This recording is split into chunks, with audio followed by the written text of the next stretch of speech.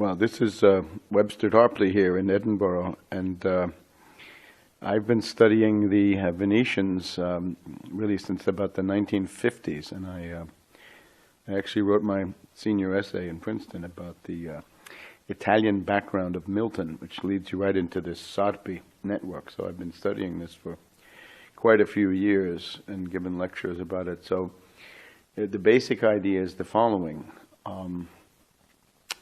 The characteristic methods of the Roman Empire and the Byzantine Empire did not end when the Roman Empire in the West became extinct in 476 or so AD, nor did they end in the 1450s when Constantinople was captured by the Turks, by the Ottoman Empire. But rather there had been a transfer of a significant part of the Byzantine culture and method in terms of imperialist method, geopolitics, and especially the principle they have that religion serves the state. As you remember in Byzantium, of course, they have this Caesaro-papism, and the emperor is a god, and the religion is a department of the government, because the patriarch is always appointed. He's very much under the thumb of the emperor. Now here in Western Europe, it's always been very different, because here we have the emperor and the pope, or the king and the pope, are different people, and they fight. And this is what has opened up in the Western mind the notion of separation of powers and a kind of an anti-totalitarian bias, because you're not dealing with one power center, you're dealing with two. And that makes all the difference in the world in terms of being able to think for yourself, because you're called upon to choose. And it is no coincidence, of course, that the origins of modern Europe are in these Italian city-states of northern Italy, precisely in the area where the influence of both the Pope and the Holy Roman Emperor, where this crosses. And therefore you have a choice, right? You can be a Guelph and go with the Pope, you can be a Ghibelline and go with the Emperor. Now the Venetians are a branch, they claim, of the Byzantine Empire. And they claim that they go back to the time when Attila the Hun was on his way to Rome, that the refugees fled into the lagoon. So they would tell you that the foundation of Venice is in the 400 AD range, and that's probably too soon. But they do go back a long way, right? And of course, in oligarchy, the antiquity of your family means a great deal. And by that standard, the Royal House of England are complete upstarts compared to any respectable Venetian family who go back 700, 900, 1,000 years.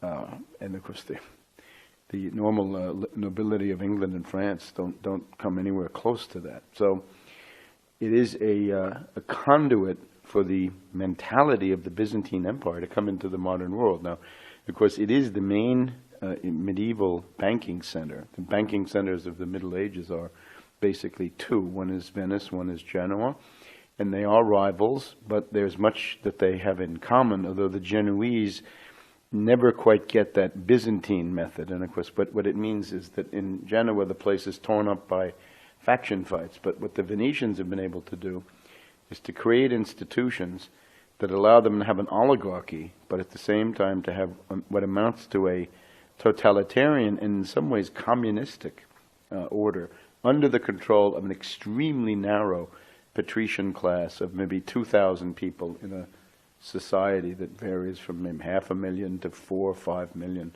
at different times. If we look at their influence, right, by having money lending networks and trade networks, although very seldom manufacturing, that's the big thing with the Venetians. The Florentines under the Medici produce textiles. The Venetians produce very little, a little bit of glass, a little bit of lace, but mainly it's banking, insurance, financial services, and simply trade, which means taking other people's production and turning that into a money on a different market. If we look at, let's say, the Plantagenet dynasty here, the Plantagenets in England are very largely puppets of Venice. The best example is Edward III. And Edward III starts this lunatic adventure of the 100 Years' War, which really is the The destruction of medieval civilization is very largely mediated with the 100 Years' War between 1350 and about 1450, because these are the two most advanced parts of Western Europe, and it is the Venetians who invite and encourage Edward III to do that, because the Venetians are always afraid that the French are going to come and crush them. And the 100 Years' War coincides pretty much with the final struggle between Venice and Genoa. And the French, of course, might have taken that opportunity to conquer both of them. So they make sure that France is completely tied up with this 100 years struggle with the English. William of Ockham, that some people value, I don't, one of the stupidest nominalists of the late Middle Ages, is in his political form, is also completely to be condemned, because he's actually working in Bavaria, King Ludwig of Bavaria. He's trying to essentially, what Ockham is doing is to try to get Ludwig of Bavaria to open a second front against the French, to weaken them even more vis-a-vis the English. And again, to make sure, the main issue is that the French are not going to give any trouble to the Venetians. Generally speaking, over the years, you'll find that the Venetians have hostile relations to their immediate neighbors. And then beyond that, you might find a belt of states where they have better relations. And the example, of course, is England. The Venetians, I just delved into this a little bit, and I hope to be able to write this up for the 500th anniversary of Luther now in 2017, if I live that long. The Venetian method extends into doing things like this. You have the War of the League of Cambrai in 1509, almost completely forgotten. It is a world war. It is the Great World War at the beginning of the modern era. And at the beginning of it, it's a very one-sided combination. It is essentially France, Spain, the Holy Roman Emperor, the Pope, most of the smaller Italian states, and a few others, all against the Venetians. So it's Europe against Venice. And there's a very interesting painting, the allegory of the League of Cambrai, which by Palma Giovane, which is displayed in the room of the Venetian Senate. If you're going to go from the Venetian Senate to the room of the Doge and his advisors, you've got to go under this painting of a woman on a bull attacking Venice, meaning Venice is anti-European in the deepest sense. They're Byzantine, and they also seek the ruin of all the European powers, and they do succeed in getting out of that fix. But one of the ways they do it is the Venetians are very, very much afraid now, not only of the French, who defeat them in a big battle, which is a catastrophe for them, the Battle of Agnadello in 1509, but the Venetians are also concerned about a huge army coming down from Germany, and at one point, an army of about 100,000 people, if you count the camp followers, one of the biggest armies ever seen in Europe, comes down and besieges the Venetians pretty much in their lagoons. So they respond to that in a characteristic way, which is to try to create a diversion in Germany so that people will be fighting and killing each other in Germany, far away from Venice, north of the Alps, and they won't be troubled by any more invasions. And what they therefore do is mobilize their networks, and they find that the humanist of central Germany, Mutianus Rufus, has a pupil. Mutianus is somebody who has been in contact with Venetian oligarchs, as he writes in his letters. And Mutianus says he's got a protege by the name of Spalatin, another German humanist, who is actually at this time he's rising through the bureaucracy of King Frederick, Elector Frederick the Wise of Saxony, the ruler of Saxony, up in northern Germany, the area around Leipzig and Wittenberg and places like this. And out of this combination of Mutianus and Spalatin, they find Luther. Luther fits their needs to a T, because he's an extremely crude German nationalist, which is a great cover. He's, how can I say it? In terms of theology, he's about as primitive as possibly can be. And he also, interestingly enough, claims that salvation is by faith alone and not by any works. In other words, you're not supposed to, the works of charity are devalued in this. And it just happens to turn out that one of the greatest experts of the Venetian intelligence service, one of the greatest game masters of the last 1,000 years, is a fellow called Gasparo Contarini, who was actually a cardinal of the Roman Catholic Church at this point. Or he will be, sorry, at this point he's not, but he will be. And Contarini, in the middle of this crisis of the Venetian state, has had a religious crisis of his own, where he comes about 1 micron away from endorsing the notion of faith alone, salvation by faith alone, that we humans are poor worms and we're not really capable of love, and therefore the only thing we can do is hope that God will help us. And he does this in a way that indicates that it's a doctrinal break. So in about, 1512, 1513, we have Contarini having this experience. And then a few years later, we have Luther having exactly the same kind of experience, just one step further. He says it's faith alone, no works at all. Only grace, only faith, and only by the Scriptures. And that basically, that comes out of the War of the League of Cambrai. In other words, most people don't realize that the Luther Reformation comes in a time of war, and indeed of a general European war, which has got Henry VIII in it. In other words, this is when Henry VIII invades northern France, and the French at a certain point are in really bad shape.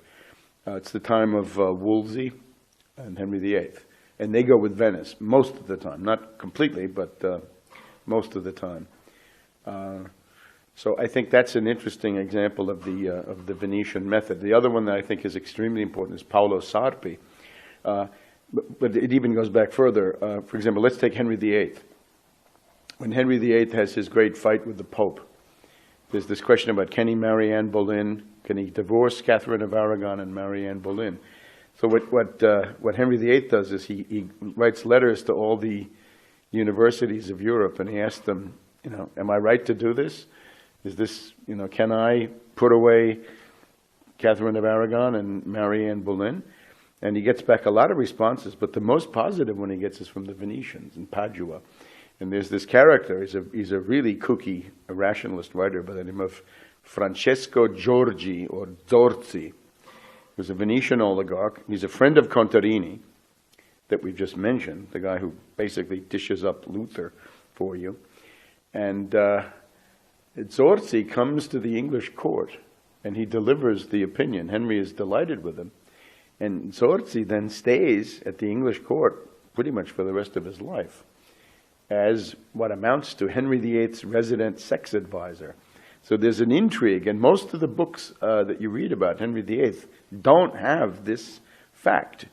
Anyway, Sarpi comes, 75 years later, and Sarpi is concerned with the fact that the Venetians are getting weaker and weaker, and he's got to promote another general war, which is going to become the 30 Years' War. So this is the era of the gunpowder plot of 1605, the Spanish conspiracy against Venice alleged in 1618, and then the defenestration of Prague, right? The beginning of the 30 Years' War, also in May of 1618. And what you see here is that Sarpi is the ego ideal of many people in England. In other words, there's an English cult of Sarpi, which would include such people as John Donne, Sir Francis Bacon, Thomas Hobbes, John Milton, other people maybe less known, Sir Dudley Carleton, Foreign Secretary, Sir Henry Wotton almost became Foreign Secretary, the guy who brought the Palladio architecture to England and otherwise was the provost of Eton, various other churchmen, the Herbert family, Herbert of Cherbury. Also, these are also ancestors of Bush, by the way, the Herbert. And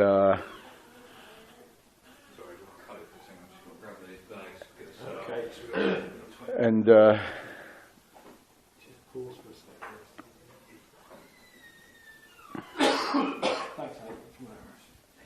so Sarpi, there's a whole book about Sarpi's Englishmen, right? Paolo Sarpi and his English friends.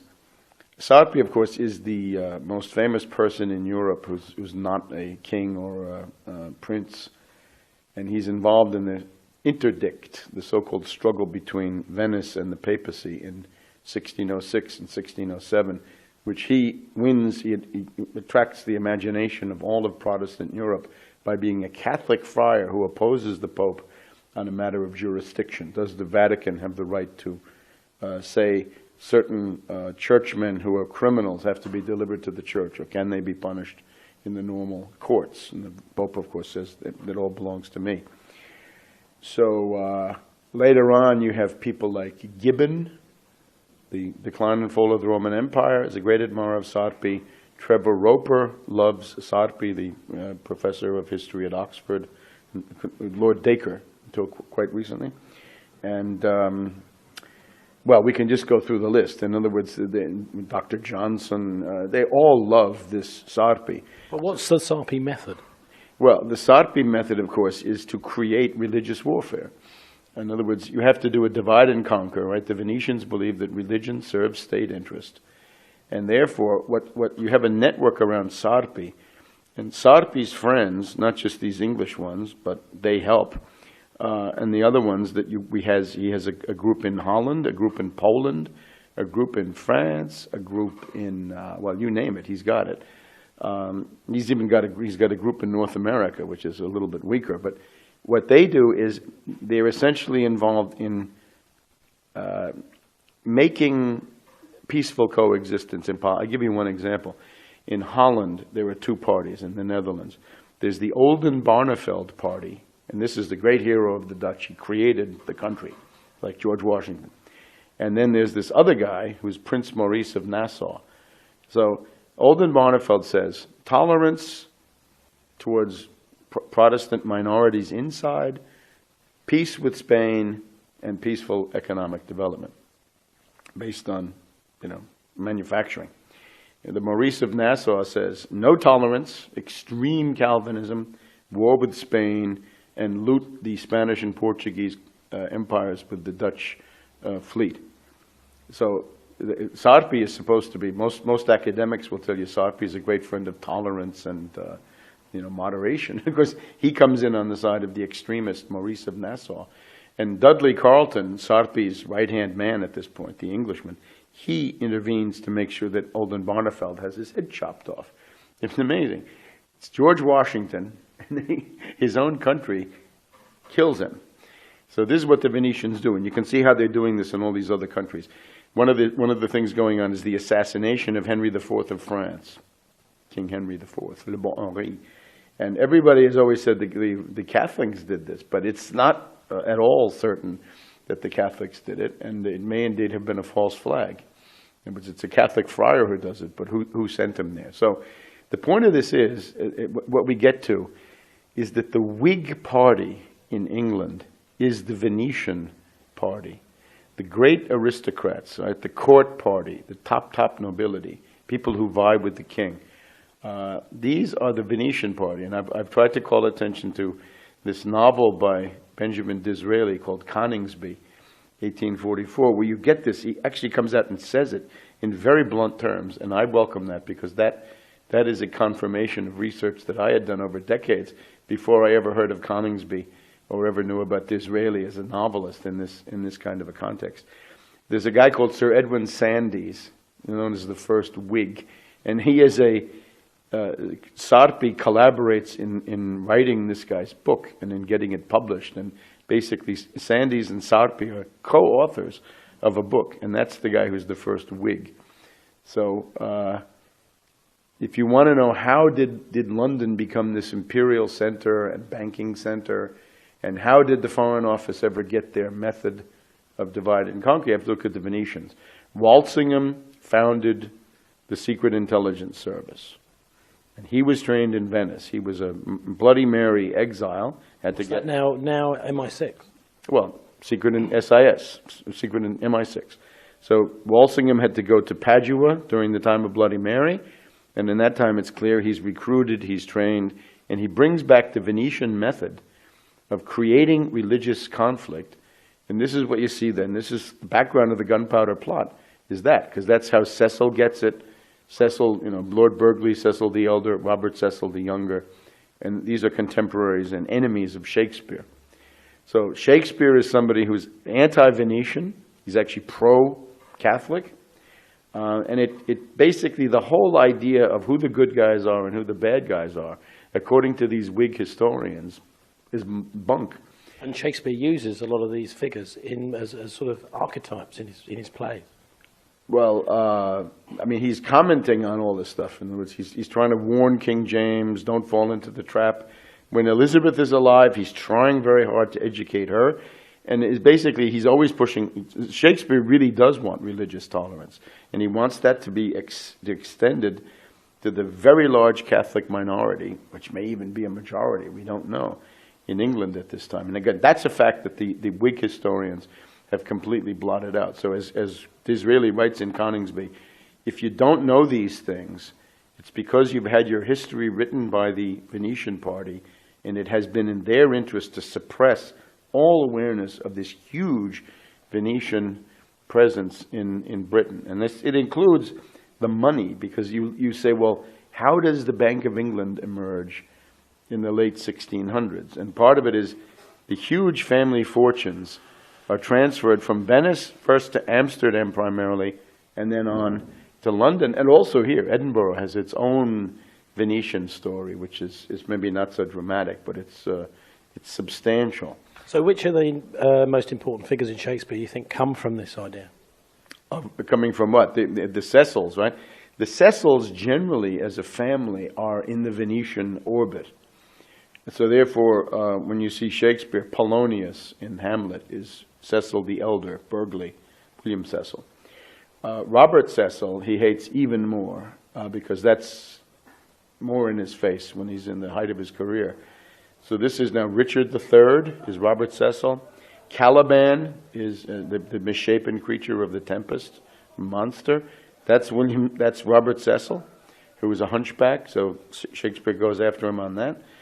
Lord Angelo in Measure for Measure, if you know, the hypocrite who spouts moralizing sermons while attempting to abuse women and do all this stuff.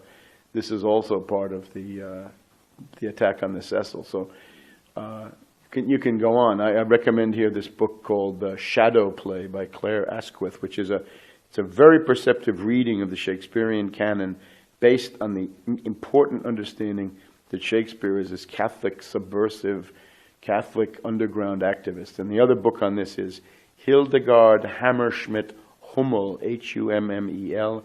I think it's called The True Face of Shakespeare. It just came out in English. And what she shows is that Shakespeare got his little Latin and less Greek in a Jesuit college in the Low Countries, and that during the lost years, he was, of course, in Rome at least once a year to visit the Jesuit English college in Rome, the Collegio Inglese. And this, of course, has to do with what people have noticed, if you're at all perceptive, that he knows everything about Verona. In other words, look at these Shakespeare plays, right? Where are half of them set? It's either Venice or Verona or Milan, right? Measure for Measure is about the Duke of Milan, and all the rest of it. And indeed, The Tempest is, it's got to be who's going to be the Duke of Milan, or is he a usurper? So think of all this and realize that that's the conflict that's being fought out. Now, look, from our point of view, we'd have to say we are in the tradition of Shakespeare, because Shakespeare is trying to prevent false flag operations. If you look at Macbeth, Shakespeare is saying, look, fellow Catholics, I'm a Catholic, so are you. Don't be a patsy. Don't fall for Cecil. If Cecil sends you some provocateur double agent who says, let's go out and have a terror plot, don't be so stupid as to fall into this nonsense. That's pretty much Macbeth. And then you see these other plays. Othello is an attempt to warn James, watch out for that Iago that you have running the show. That's Cecil, Robert. And then the other one is King Lear, right? In other words, if you're King Lear, don't give your kingdom away to somebody else, Goneril and Regan. But it really means Cecil, because the idea was that King James, in his pedantry and his ineptitude, he really turns the government over to Cecil. And Shakespeare is saying, you can't do that. Not with Cecil, anyway. So the Cecil, Carroll Quigley that you mentioned before, Carroll Quigley writing in the 1930s about Lady Astor and the Clifton set, Cliveden set, he writes about the Cecil bloc, and what he means by that is the Conservative Party. Right? There's a Lord Salisbury who's Prime Minister in the late 19th century, right, during the height of imperialism. So the Cecils are still around. I don't know if they're around, as individual names. I think they are, but I don't know exactly who they are. So how did the Cliveden set operate? I mean, what were sort of methods to run the empire and expand the empire? We just go back a little bit. If you want the predicament of the 20th century is basically this, right? That the British Empire in the second half of the 19th century has already begun to decline because there's a failure in mass education here. Right? You're not giving people enough. You haven't opened up your universities for a scientific and technological education for a whole lot more people. Because the Oxford, Cambridge aristocratic snob mentality has dominated. And therefore people, they don't want to do science and technology. There's a much greater prestige attached to dilettanting in literature and history and things like this within this Whig model. So you see the Germans beginning to get ahead, the French beginning to get ahead, even the US begins to get ahead. And so you have this empire which is slowly declining, right? In the 1890s, you have a big pound crisis around Barings Bank and the Venezuelan debt crisis. So by the time you get to about the late 1890s, you have a situation which is not good. And then you have the Boer War. Now, here's this. Remember we had the League of Cambrai before, 1509? Everybody gangs up on Venice. Well, when the British... In 1899, right, the Boers of South Africa revolt, and the British have some huge defeats in the first couple of months. And what they see at that point is that they're universally hated. Because what happens at that time is that Count Witte in Russia puts out a bid to Germany and France saying, look, look what they're doing, these British, right? Why don't we have the continental bloc? Let's have an alliance of France, Germany, Russia. And let's stop spending all our money on armaments, and let's have a peace race, and we'll pull ahead of the British because we won't have this crazy arms race, right? We won't need to be at each other's throats all the time. And there was interest in the circles of a guy called Gabriel Hanotaux, and some others in the French foreign policy establishment. But the person who saved the British Empire at that point is Kaiser Wilhelm, Emperor William of Germany. He's an absolute idiot and an Anglophile. The first thing he wanted when World War I was over, he said, I can finally have another cup of English tea. And he, of course, had a hate-love relationship with his English mother. So he had a very complex psychology. So that was, you can say that the Boer War is a League of Cambrai moment when it almost came about. If this stupid German emperor hadn't said no, there could have been the Continental Bloc, and at that point, the Foreign Office divide and conquer stuff would just not have worked anymore. And of course, the king, the Prince of Wales, up until the early 1900s, and he's going to be king for all, but he's been Prince of Wales for about half a century, is Edward VII. So what Edward VII does is he goes into high gear. He's a tremendously important figure. He is the most energetic and successful operative of the House of Hanover, Saxe-Coburg-Gotha, Guelph, by far. And what he does is he creates the Triple Entente. He creates the Nutcracker alliance of Russia and France to crush Germany and Austria-Hungary, and the British fleet, of course, blockades all of them. And that's your recipe for World War I. So if you want to say one person who contributed the most to preparing World War I and allowing it to get going, it's him. Of course, he dies in 1911, but you would have to also add that a lot of the people who actually carry out the war, Admiral Sir Jackie Fisher of the Admiralty, Sir Edward Grey of the Foreign Office, Winston Churchill, they're all personal protégés of Edward VII. So his networks are the ones that take you into this war. Now, the war is, of course, a catastrophe. And it's interesting that in this case, even the aristocracy is massacred on the battlefield because it gets to be out of all conceivable proportion. World War I is a catastrophe from which we really have never recovered. Nobody has, because then it leads. World War I is bad enough. Out of that, you get fascism, communism, depression, and World War II, and a Cold War, and now we've just woken up from that into the hangover of globalism and economic liberalization. But now the Astor set. By about the 1930s, the big fear is Stalin, because Stalin has decided to industrialize the Soviet Union, and he's succeeding, and this is becoming a huge power. So there are people who look around, and of course you always have a choice, right? The government in London could have said, well, we're going to get out of the Depression, and we're going to go to comprehensive economic development. We're going to have a solid alliance system where we stick with the French and some others, and we will be able to get through it. And indeed, we try to promote economic recovery in Germany, but they didn't do that. They have the reparations going on, right? The world economy is crushed by the Versailles reparations. So what they say is, look, we can't do anything about Stalin, but what we can do is let's create a kamikaze regime in Germany and play them against Russia, and we get rid of both of them. And what we want to do is put in somebody who's only going to go east. So of course, there's this demagogue Hitler running around. He's actually a creature of German military intelligence, a Field Marshal Ludendorff, and people like this. So well, let's put him in, and he's a racist, and he's got this anti-Slav ideology. The problem is he also had an anti-British, anti-French ideology because of the Versailles business. So he's somebody who's going to go in both directions. So what the Clifton set amounts to, and that's Lord Astor, Lord John Jacob Astor, and the other one, two of them. Lady Astor is an aristocratic Confederate from Virginia. Lord Brand, Lord Lothian, Lord Halifax, anyway, a bunch of lords.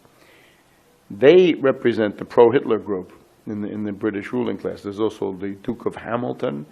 There's Lord Montague Norman, the governor of the Bank of England.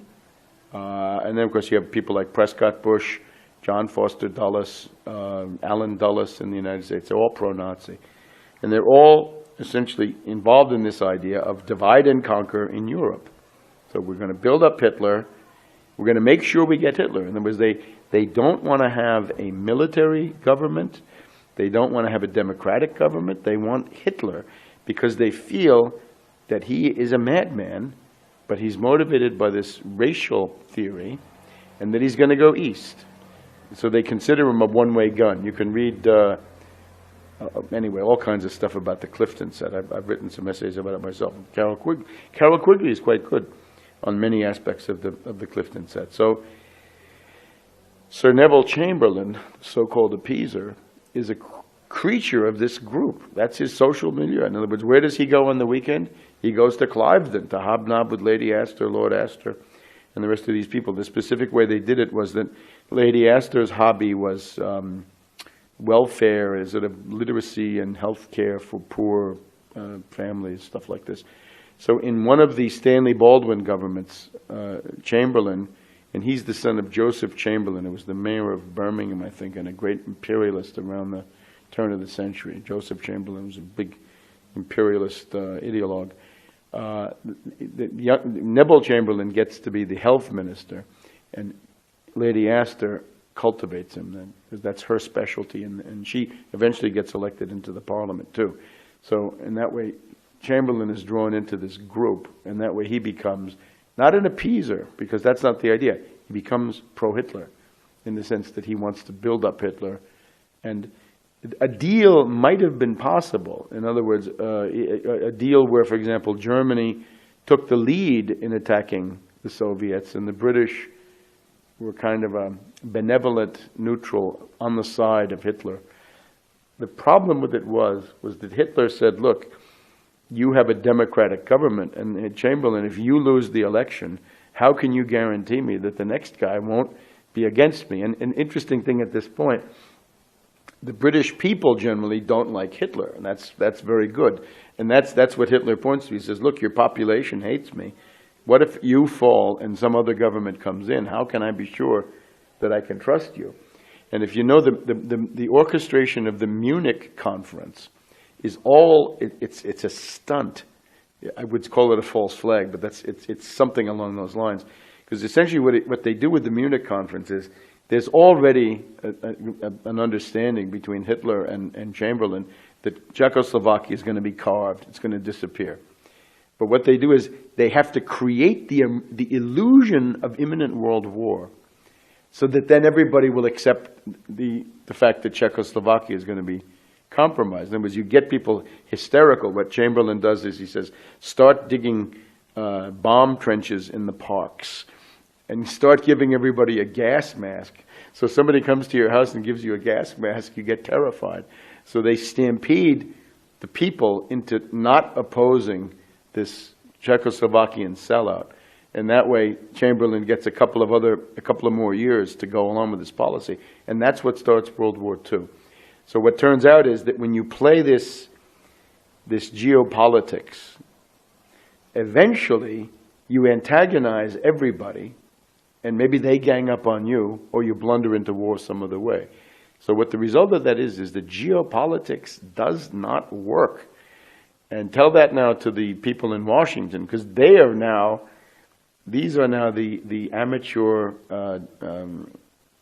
bunglers who are trying to practice geopolitics. They say, ha ha ha, we'll box in Iran, right? We'll have Pakistan in crisis and attacking them. We'll have Afghanistan going on. We'll have the Kurds going on. We'll have Iraq going on. We'll have 1,000,001 secret armies coming in of terrorists and PKK and PJAK and all the rest of it.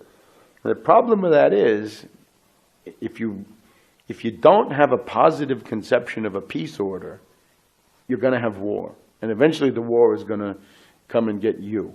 And the basis, of course, in the modern world, the basis of a peace order is always an approach to international economic development. And, of course, this is what the Astors didn't want. So that's an idea of them as people who literally, they choose to support Hitler, and then it backfires, blows up right in their face, and that accounts for the desperate situation of Britain in the fall of 1940 and during 1941, because they could have supported the French, but they didn't at various key points. In other words, they basically dumped the French and didn't treat them as a real ally.